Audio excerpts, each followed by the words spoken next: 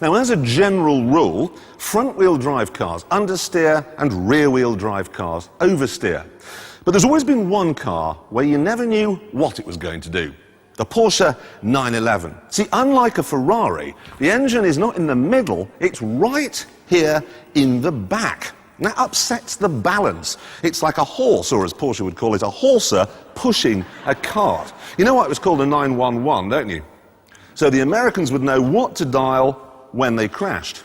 And they would crash. It's a very scary car. And the scariest model of them all is the Turbo.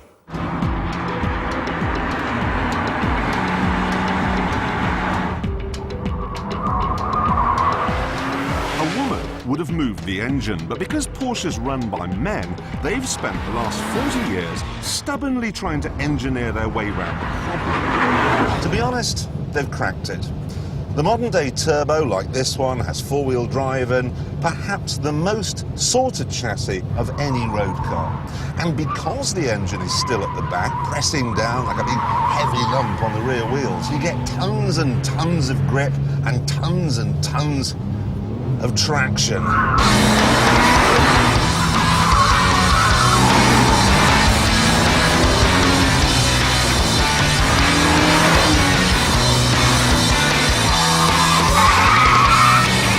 I said a couple of years ago that a 911 Turbo is better than a Ferrari 355, and I'll stand by that. It's wonderful. Amazing car now, completely sorted. What? That's not the end. Yes, we've seen enough. We've seen enough. I'm absolutely confident that's... Who would like to see what happens next in that film? Yes! Roll it.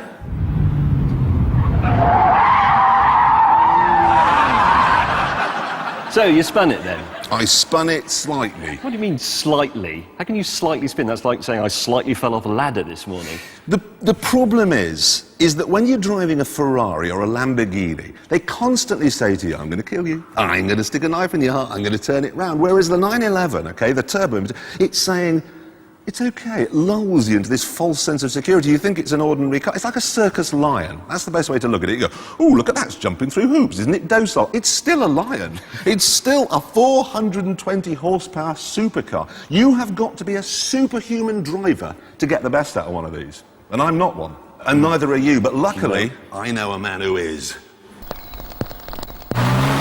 So, off the line, and even with massive attraction, the Porsche spins its wheels. It really is wet out there.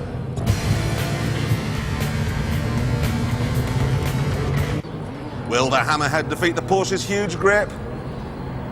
Yes, he's a bit sideways. In the dry, this car will be in a chance of beating the mighty Zonda, but the rain's doing it no favours at all. Ooh, squirming under braking there.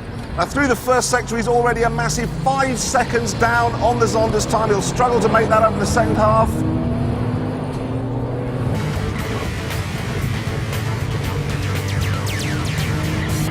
Into the follow-through, just a dab of brakes.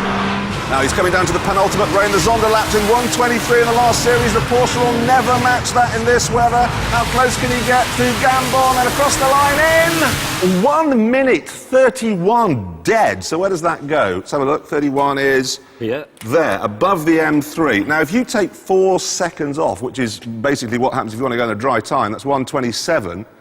That's faster than the Murcielago. Yeah. That is a great car, if you know what you're doing. And now, there's a version for those who don't.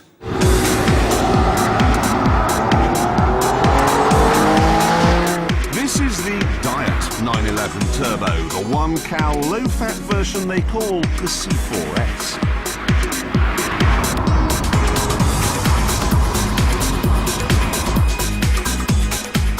Looks pretty much the same as a Turbo with the flared wheel arches and the spoilers.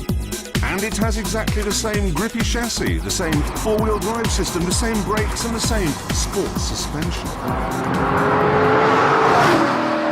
It even has the same flat-six 3.6 litre engine as the Turbo, except there's no turbo. This, then, is an ordinary 911, a plain and simple Carrera 4 in a He-Man suit.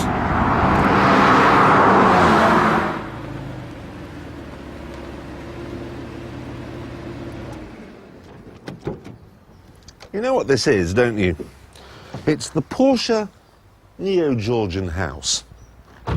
All the looks, but without the 18th century killer plumbing. And that's fine, if you like that sort of thing.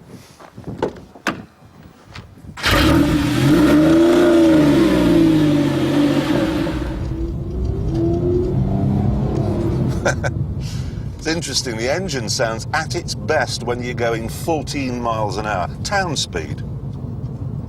Posing speeds, when people are looking. As soon as you get out in the countryside, build up a bit of speed, it all settles down again.